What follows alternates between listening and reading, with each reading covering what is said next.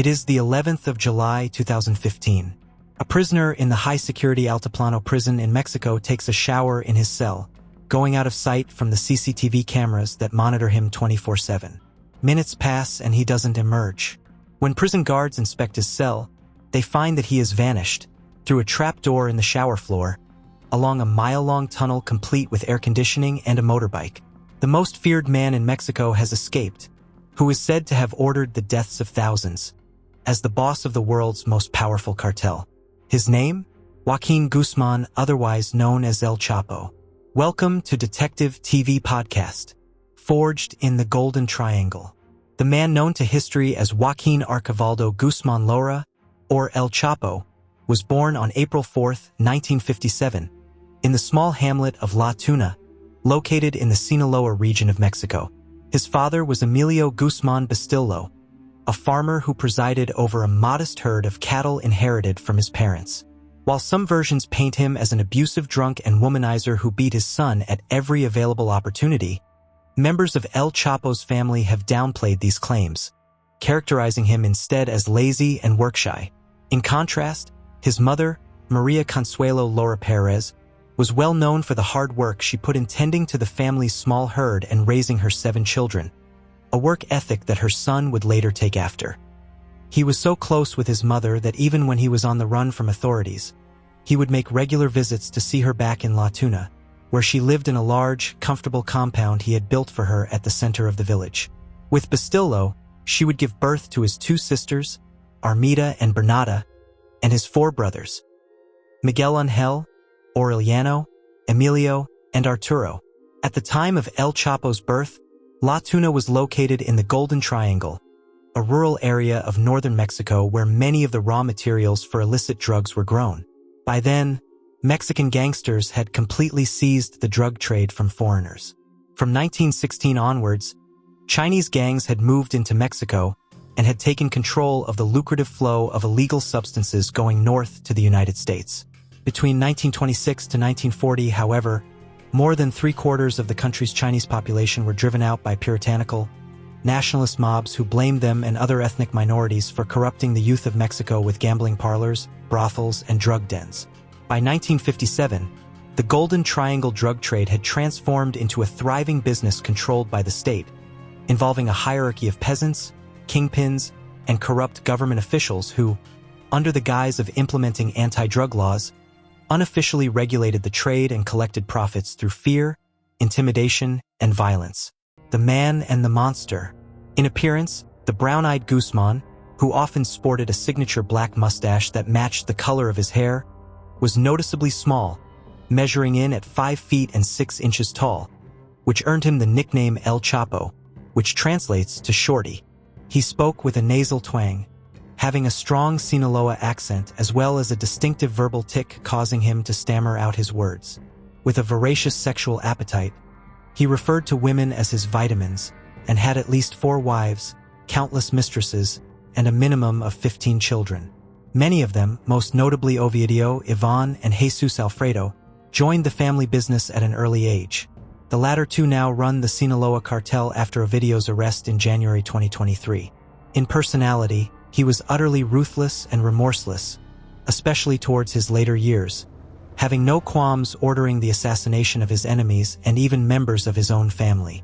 This was the case with his nephew Juan Guzmán Rocha, who was tortured, murdered, and dumped by the side of the road in 2011 simply because he lied about being out of town. Still, he had the capacity to be extremely cruel at times. One former partner described how he once saw a naked man chained to a tree whilst en route to one of his lairs in the Sinaloan mountains.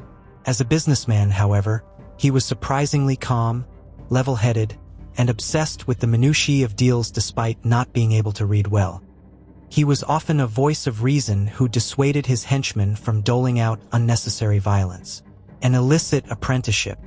As the son of a poor farmer, very few details are known about his early life aside from a few snippets. According to his cousin, as an ambitious and entrepreneurial youngster, he would count fake paper banknotes, tie them up into piles, and then ask his mother to save them for him. It was at around the same age that he would also first enter business, selling oranges to people along a stretch of windy road between La Tuna and a nearby hamlet. Ever eager to make an impression, on Sundays he would bedeck himself in fake gold chains when visiting family members and friends, with the cheap material often giving his skin a greenish tint. When he wasn't being a mini-entrepreneur, Guzmán could usually be found either playing volleyball or helping his parents out with the cattle. His early life, however, was not all fun and games. As a young man, he would experience firsthand the brutality of the government when they wanted to reassert their power over the fiercely independent farmers at the bottom of their narcotic networks. His sister has revealed it was fairly common for soldiers to terrorize their hamlet after dark, leading her brother to have a number of altercations with armed troops, some of which resulted in him being beaten in front of his mother. It was these demonstrations of abuse and corruption that taught Guzmán that to get ahead in life, anything was necessary. Climbing the ladder of blood. El Chapo first got into the drug trade through his father as a hired hand tending to a number of plots growing illegal plants, after which he moved to the nearby town of Badiraguato to look for more opportunities. After a short while, he was rising fast through the ranks of the Guadalajara Cartel, which exercised control over much of Sinaloa and was led by Miguel Ángel Felix Gallardo. He was entering the drug trade at a particularly lucrative and dangerous time. The rise of hippie culture in the United States and the takedown of a major drug pipeline from Europe to America called the French Connection in 1972 meant that demand for illicit drugs was at an all-time high, with production in Sinaloa stepping up to meet it. On the other hand, with more money going around, it wasn't long before the federal government swooped in to forcibly take their share. From 1975, with the support of the American Drugs Enforcement Agency, DEA, the Mexican government commenced Operation Condor, which involved the wholesale destruction of crops, both legal and illicit, the mass killings of suspected drug smugglers, and violent conflict between state and federal officials competing for bribe money. With Sinaloa crawling with cops, El Chapo took the wise decision to relocate to Guadalajara, where for a couple of years he operated as a trafficker that paid tribute to Felix Gallardo. Then, in 1984, sensing opportunity elsewhere, he moved to Zacatecas, a province located smack bang in the middle of Mexico, where he began working for fellow Sinaloa native Juan José Esparagoza Moreno, a mentor figure who took him under his wing. By this point, Guzmán had become a successful mid-level drug peddler that still had to answer to those higher up. But this was all about to change. In 1985, American Drug Enforcement Agency agent Kiki Camarena was kidnapped and tortured to death on the orders of Felix Gallardo after investigating the financial networks of the Guadalajara Cartel. Galvanized by the murder of one of their colleagues, over the next 4 years, the Guadalajara Cartel was systematically dismantled by the DEA, leaving room for El Chapo and a new generation of drug lords to fill the power vacuum left behind. By the end of the 80s, Guzmán's Sinaloa Cartel was the dominant gang in Sinaloa, the Tunnel King and El Rapido. In 1989, the Sinaloa Cartel was a small enterprise made up of 25 employees who worked at offices in Guadalajara and a small border town called Agua Prieta, where a lengthy underground tunnel was secretly dug out to smuggle drugs into Douglas, Arizona. The entrance was secretly concealed underneath a pool table which, at the flick of a switch, was raised by a hydraulic platform to reveal it. In the tunnel sat a cart tied to a rope that, once stuffed with drugs, was pulled 200 feet to a warehouse on the other side, after which another hydraulic platform disguised as a drainage grate was activated to take the goods out. At the start, this single subterranean route was the Sinaloa Cartel's primary pipeline into the United States, with more than 3 tons of product passing through it every month. The drugs were originally sourced from Colombia, from where they were transported via convoys of planes to Mexico, landing on an airstrip about 100 miles south of the border before being transferred to Agua Prieta. By using the tunnel, he could move stock a lot faster than his rivals, so that by the early 1990s, Colombian cartels were lining up to do business with El Chapo, who came to be known as El Rapido for the quickness and reliability of his operation. Soon, Guzmán was pulling in enough cash to buy a $10 million mansion, a private zoo filled with lions, tigers, and panthers, and 4 private jets which he used to travel to places around the world to gamble at casinos or broker business deals.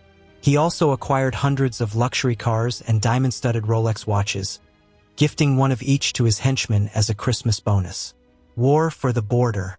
With 95% of his product going through the Agua Prieta tunnel, The hive of activity around it soon began to be noticed on the American side, where cops raided the warehouse and discovered it on May 17, 1990. With his main cash cow busted and his reputation with the Colombians as a fast mover on the line, El Chapo's crew had to come up with a creative solution to maintain the flow. For the next few years, instead of being ferried underground, Sinaloa's narcotics would be stuffed into cans of chili and transported in tractor trailers, as the strong odor of the chilies covered up the scent from sniffer dogs. The new entry point to the USA, however, was now in Baja California, which was the territory of the Tijuana Cartel, and El Chapo was refusing to pay the Arellano Felix brothers the customary tax they expected. Throughout the 1980s, tensions between the two organizations had started to ratchet up following a series of violent feuds. The kidnapping and murder of the wife and children of Hector El Güero Palma, a staunch ally of El Chapo's, by a Venezuelan trafficker connected with the Arellano Felix brothers, was one such sore point. Another was when Ramon Arellano Felix shot Armando El Rayo Lopez, a close friend of El Chapo's, point-blank in the head at a party in 1988, following the revelation that their rival was using their territory without permission. Sporadic violence between the factions gradually snowballed into full-blown war. The accidental saint slayer and the first fall. The final straw came in 1992 when, by pure chance, Guzmán and Ramon Arellano Felix spotted each other while driving through traffic in Guadalajara. Viewing it as an opportunity to end his nemesis once and for all, Ramon and his lackeys opened fire, with the Sinaloa boss barely making it out alive. He reacted in November 1992 by sending gunmen to the seaside resort town of Puerto Vallarta, where Ramon and his associates were partying in a nightclub, but the intended target managed to escape death after being tipped off. The conflict was turned up another notch in May 1993, when Tijuana gunmen led by Ramon ambushed El Chapo as he pulled up to the departures terminal at Guadalajara Airport. After his car was sprayed with bullets, Guzmán grabbed a suitcase of cash, ran to the terminal door for cover, and then, after slipping and spilling money everywhere, hurriedly stuffed it back into the suitcase before running to the far side of the airport. Hiking along local access roads, his entourage reached a highway, where they hailed a taxi and made their escape. As a result of this incident, which had resulted in the accidental slaying of Archbishop Juan Jesus Posadas Ocampo, who had been unfortunate enough to arrive at the airport in the exact car and at the exact same time as the Sinaloa kingpin, El Chapo and the Arellano Felix brothers became the most wanted men in Mexico. They were wanted for killing one of the country's most senior and beloved churchmen. Before long, a bounty of $5 million was placed on them, and their faces were plastered on every television screen in the country. After lying low in Mexico City, Guzmán made his way down to Guatemala en route to El Salvador, where he had business matters to attend to. However, shortly after arriving in Guatemala, he was arrested and swiftly handed over to Mexican authorities. They transferred him to a prison just outside of Mexico City in Almoloya de Juarez, where he was handed a 20-year sentence for drug trafficking, bribery, and the murder of Archbishop Ocampo, before being sent to a maximum security prison on the outskirts of Guadalajara called Puente Grande, the Gilded Cage. Almost immediately, he got to work bribing prison officials to make his stay much more comfortable. Soon he was joined by a personal chef who prepared any meal that he wanted, be it hamburgers or lobsters. With the prison warden on the take, he also had access to anything he desired, such as cell phones, new shoes, clothes, and even his wives. Meanwhile, he entrusted the running of his drug empire outside to his trusty second-in-command, Miguel Ángel Martínez, as well as his brother, Arturo Guzmán Lora, better known as El Pollo. At first, they regularly visited their boss in prison to discuss business matters. But this stopped happening after it was discovered that Arellano Felix gangsters were roaming around Guadalajara, forcing El Chapo to pass on confidential messages via a brother-in-law who visited him frequently. Freedom in a laundry cart. After a pleasant 8 years behind bars, several developments convinced him that it was time to leave. This included the start of an investigation into corruption at Puente Grande that threatened to take away his special perks, in addition to the much more worrying prospect of being extradited to the USA, where he was sure to spend the rest of his life in an American jail.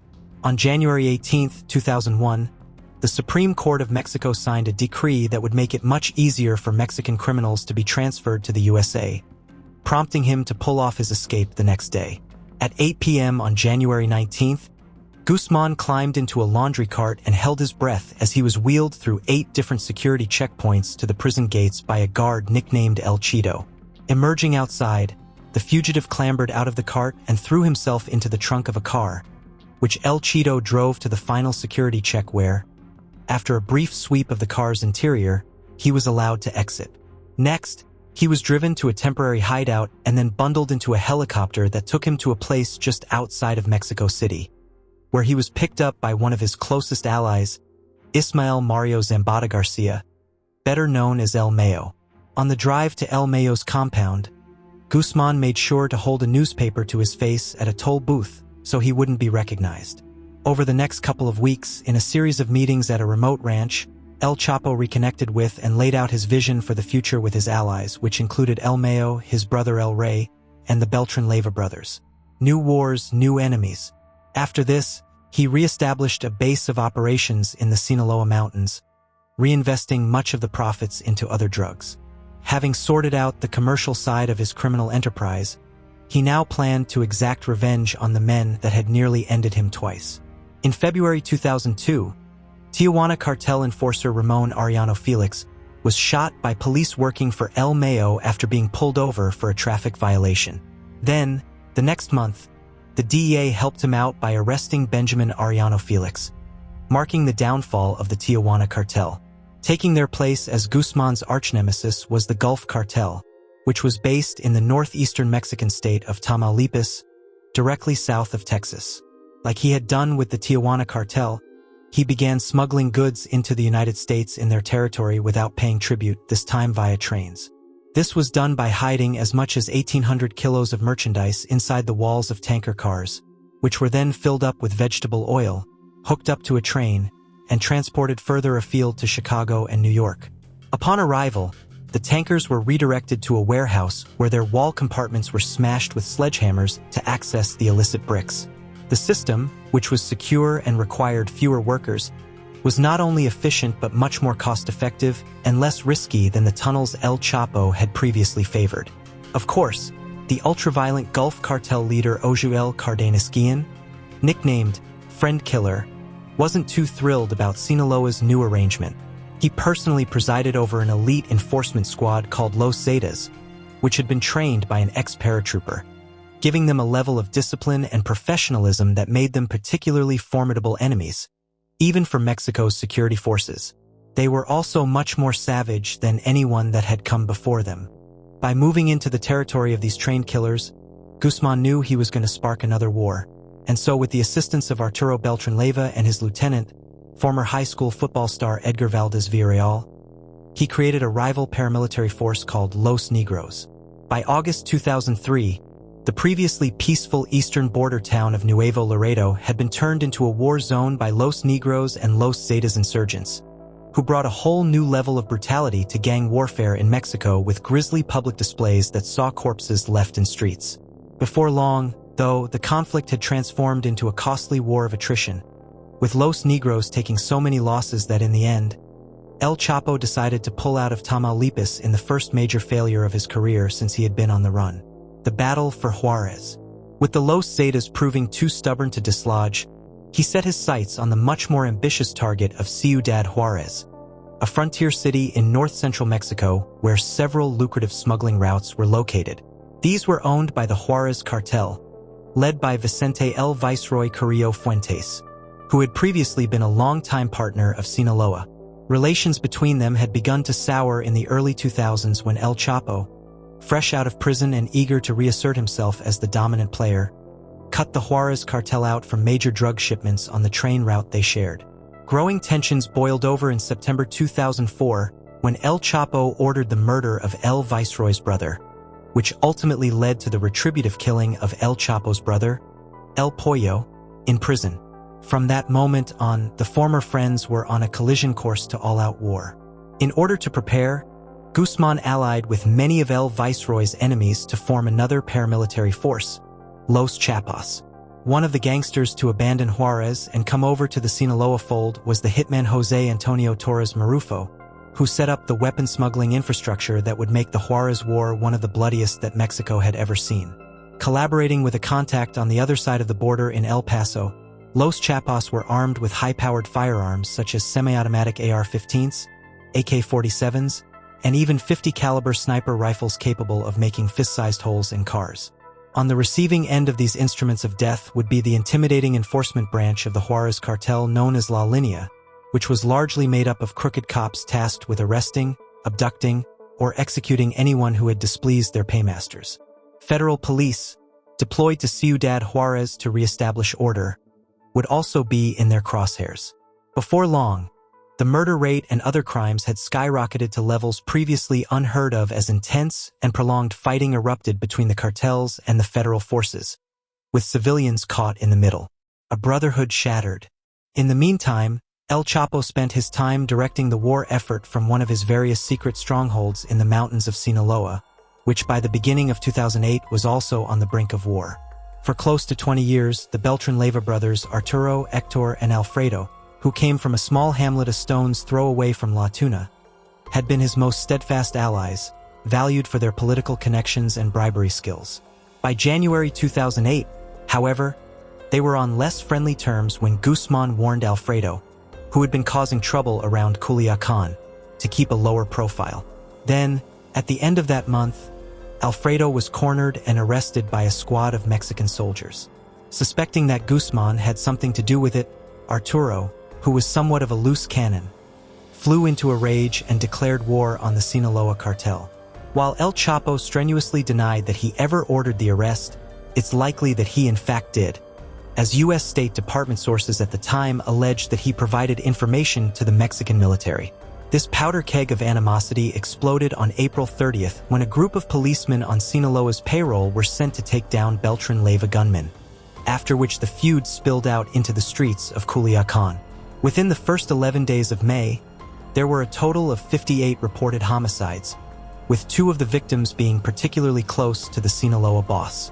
On May 8th, El Chapo's son Edgar Guzmán López and his nephew, Cesar Ariel Lara Guzmán, were talking with friends in a parking lot in an upmarket neighborhood of Culiacán when 5 pickup trucks suddenly screeched into view. At least 20 gunmen wielding AK-47s jumped out and mowed down the friend group, with one of them even letting off a poorly aimed RPG round that smashed into the side of a nearby supermarket. El Chapo was apparently so heartbroken, he got his underlings to buy all the roses in Culiacán on the day of his son's funeral. By May 13th, the situation had become so unstable that a 3,000-strong force of federal police and military were deployed to Sinaloa, where they began raiding businesses linked to the drug trade and dismantling high-frequency radio antennas on a nearby mountain to put a stop to gang communications. Even the death of Arturo Beltran-Leyva on December 11, 2009, did little to stem the tide of violence. That evening, acting on a tip, a Mexican SWAT team stormed the compound where a lavish birthday party was being held. When Arturo escaped, they tracked him down a few days later to another property where he died in a blizzard of gunfire. Control of his faction passed over to Hector Beltran-Leyva, who continued to go on the offensive against Sinaloa. Life on the run.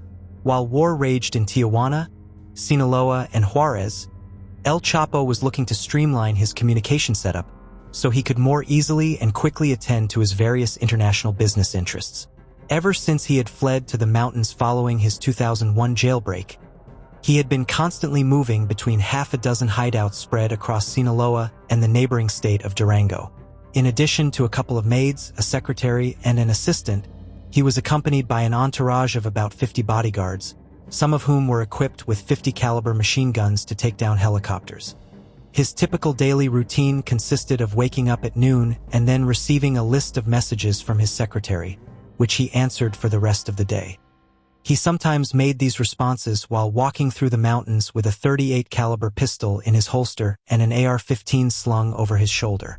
In the event that the army was detected nearby, he was spirited away to another safe house, which sometimes required him to hike and sleep rough in the mountains for several days.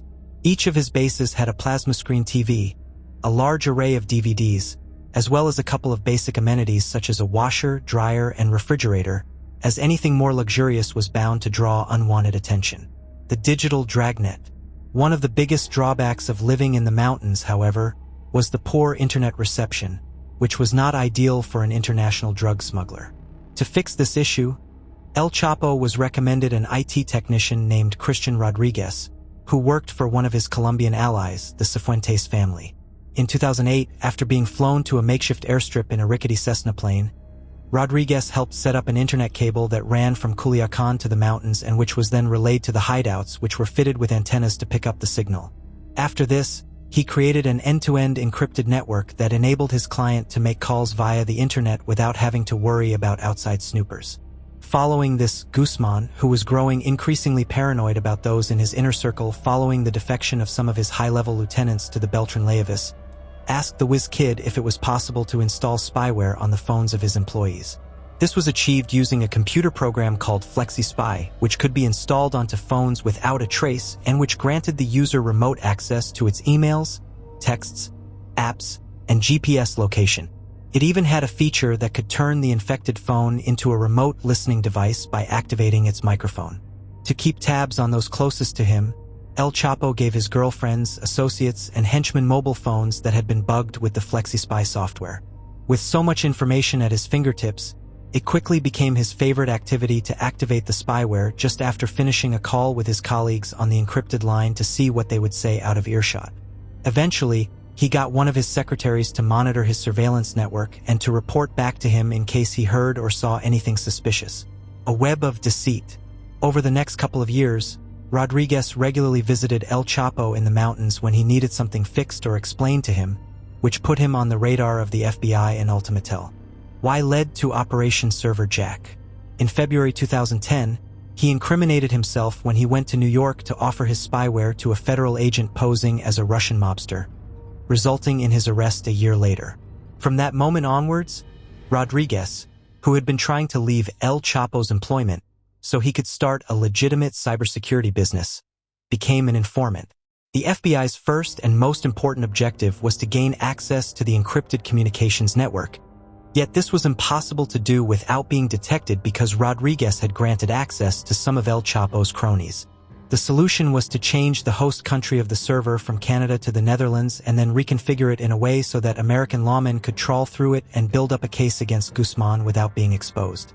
Rodriguez explained that moving the server to the Netherlands would offer more security and privacy, making it very easy to convince the drug baron to make the change. In order for it to go ahead, El Chapo was also told that all of the encrypted phones then in use would have to be replaced, allowing the informant to make copies of their keys for the FBI, giving them unprecedented access to the inner workings of the Sinaloa Cartel. In the summer of 2011, however, the ever-paranoid El Chapo stopped using the encrypted network to discuss more sensitive aspects of business, although he allowed his minions to continue communicating with it. Instead, believing that Canadian servers couldn't be accessed by U.S. federal enforcement, he took calls and received messages using a BlackBerry that had been set up by Rodriguez, who connected it to an FBI server so they could still listen in. The hunter becomes the hunted. Tapped phone calls revealed that Guzmán was actually struggling to pay his employees at around this time, a reflection of the increasing amount of drug shipments being seized at the U.S.-Mexican border from the end of 2008. This was a result of the Flores twins, his primary drug distributors in the USA, who were secretly cooperating with the FBI so they could leave the game alive. In December 2011, Christian Rodriguez logged into his FlexiSpy account and downloaded every single report that had been generated on the network, furnishing the FBI with mountains of information. It was from this dataset that the Americans learned that El Chapo had begun to use his various girlfriends and wives as representatives in business deals. Aspects of his private life were also revealed in communications with one of his 4 wives, Emma Coronel Iceburo, who had given birth to twin girls, Maria Joaquina and Emily Guadalupe. The contents included flirtatious banter in which he joked about his love of her enchiladas, but they also revealed a more tender side to him when he lovingly talked about his little daughters, gushing about plans for their 6-month birthday party and eager to know about even the small details of their sleep schedules.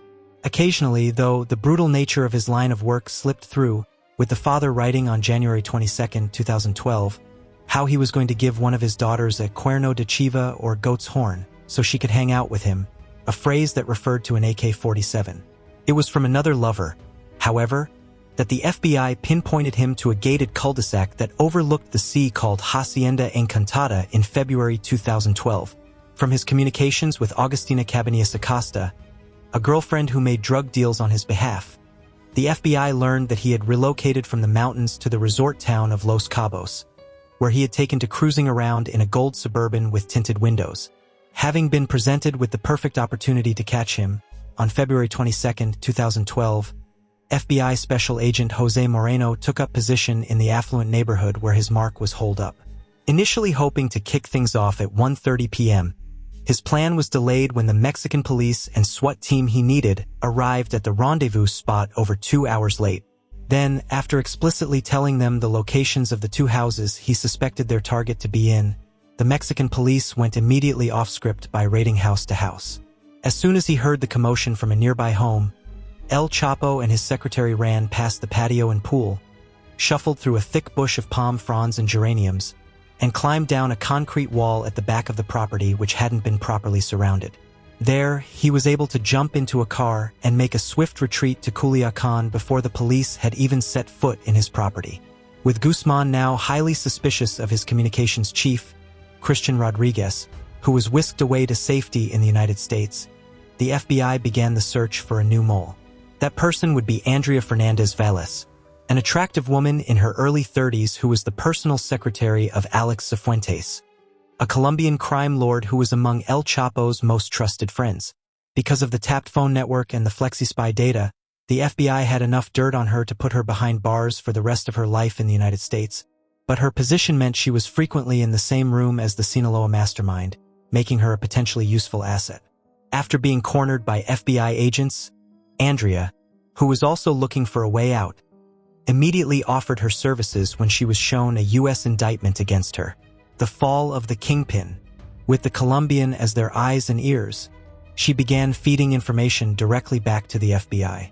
Since his close call in Los Cabos, he had entirely overhauled his system so that his messages, which were now conveyed orally to his secretary to write down, had to go through several intermediaries.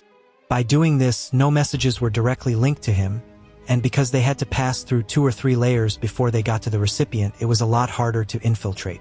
On the other hand, because he believed that the Canadian-based servers connected to BlackBerry devices were secure, all the FBI had to do to access them was to find out the phone numbers, some provided by Andrea, and ask the Canadians for a wiretap warrant. Before long, the police had managed to find out which phone belonged to which of El Chapo's commanders by identifying the BlackBerries that had been receiving the most messages and figuring out the person behind the nicknames, such as El Chapo's oldest son, Ivan Archivaldo, who was known as Takeo or Namesake.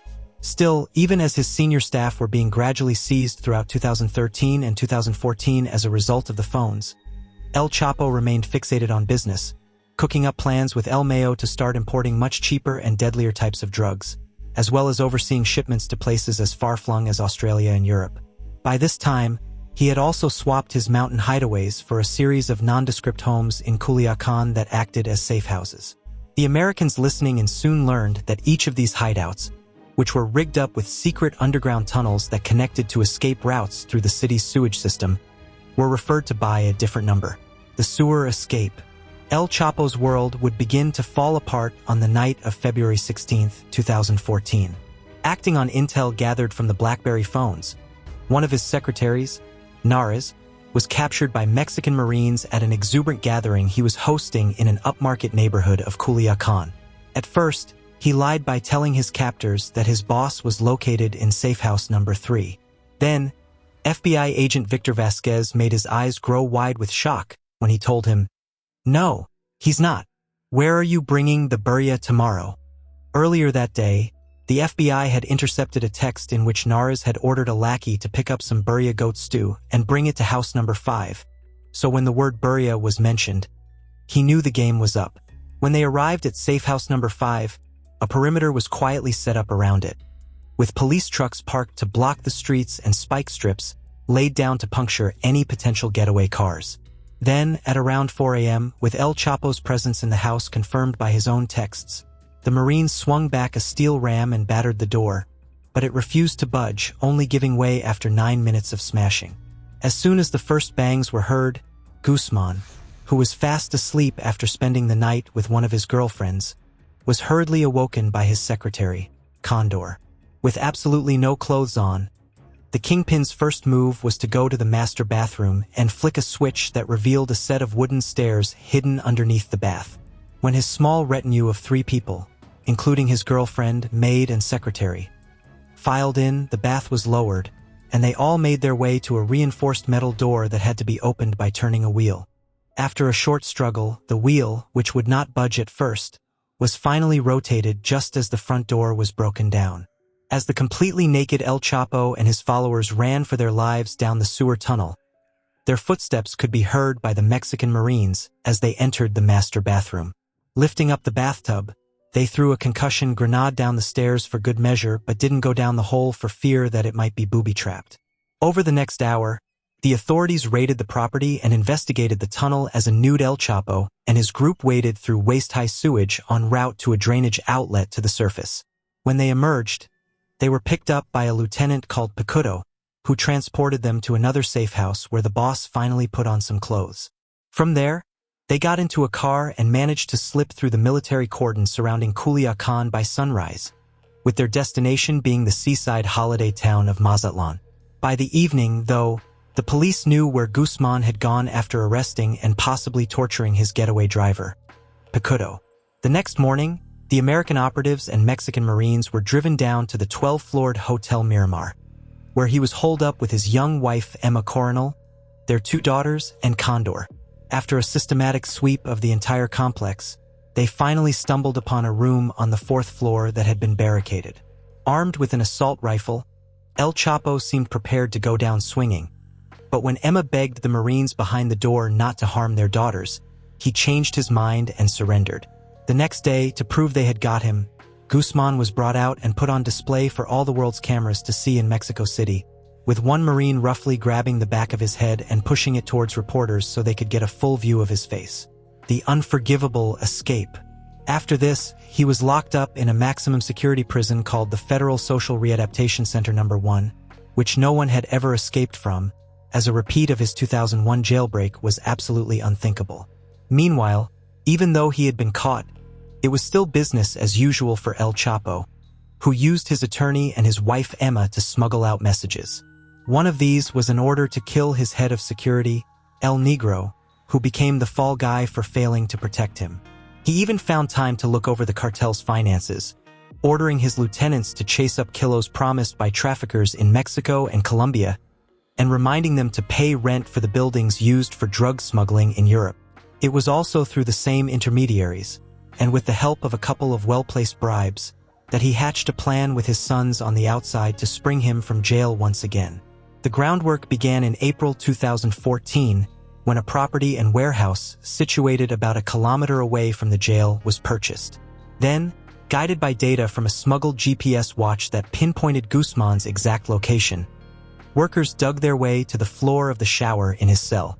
The tunnel they bored out, which was estimated to have cost around $5 million, was incredibly sophisticated and featured lighting and ventilation systems and even spare oxygen supplies at strategic intervals.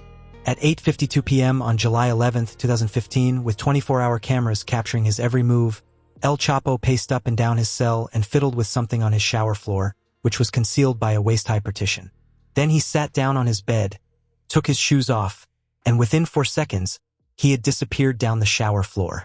Dropping about 3 feet down, his legs caught a ladder made from PVC piping, which he clambered down another 30 feet to get to the shaft, which had been lined with a rudimentary track hooked up to a motorcycle. Once on the back of the bike, his rescuer hit the accelerator, and the pair zoomed a kilometer down the tunnel at high speed. When they reached the outside, he was picked up on a quad bike and taken away to a waiting SUV, which drove him to an airplane that took him to Sinaloa. The end of the line.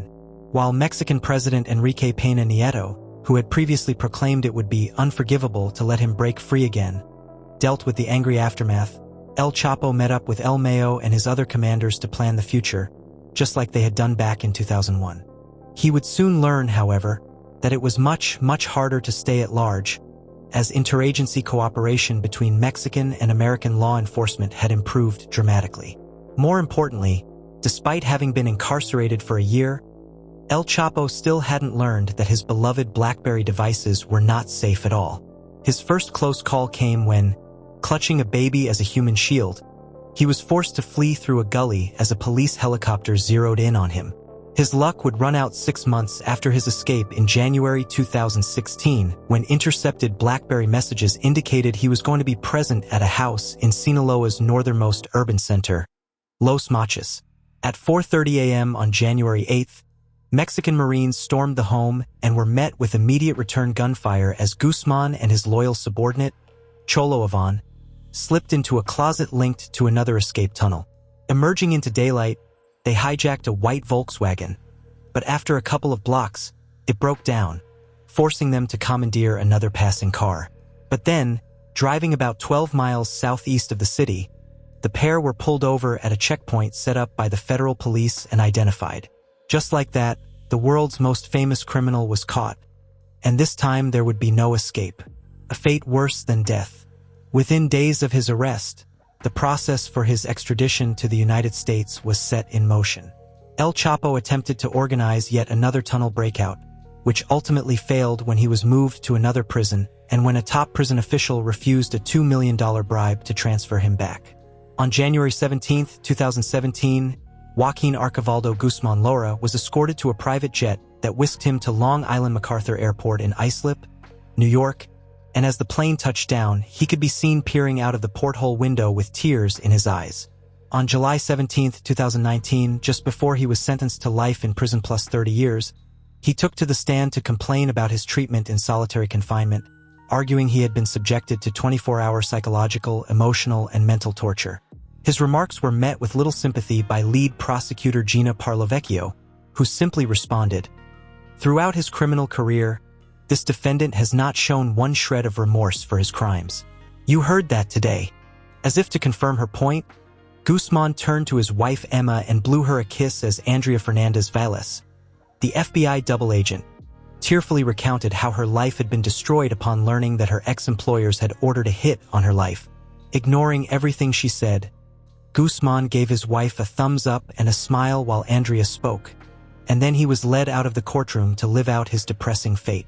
Currently, El Chapo is locked up in America's most high-security prison, ADX Florence, which one ex-warden has publicly described as worse than death. Nicknamed the Alcatraz of the Rockies and surrounded by 12 intimidating guard towers, prisoners are left for 23 hours of the day in a 7-foot cell that has reinforced concrete walls, a tiny window, a shower, a toilet, a small desk stool, a concrete bed with a thin mattress, and a black and white TV that only shows religious and educational programs. Because of Guzmán's past history of jailbreaks, he has been confined to an even more extreme wing of this infamous correctional facility known as Range 13, where prisoners are typically under 24-hour surveillance and are only allowed 1 or 2 15-minute phone calls a month. Since his move to ADX, El Chapo has repeatedly complained that his living conditions are inhumane. In 2022, his lawyer claimed that he was deprived of access to dental care and water, and the next year, accusing his captors of psychological torment. He sent a message to Mexican President Andrés Manuel López Obrador begging him to serve out his sentence in Mexico on humanitarian grounds. Most recently, in April 2024, he had a request for phone calls and visits from his wife and their 2 daughters, which was denied. Nowadays, Guzmán spends most of his days preparing a legal case with the virtually impossible aim of getting him released early. This has been made all the more difficult by prison officials who won't allow him to access legal documents for new court motions for fear that he may abuse the privilege to orchestrate another escape. Thank you so much for watching. Don't forget to like, share, and subscribe if you enjoyed the content. And as always, feel free to leave your thoughts in the comments below. See you in the next one.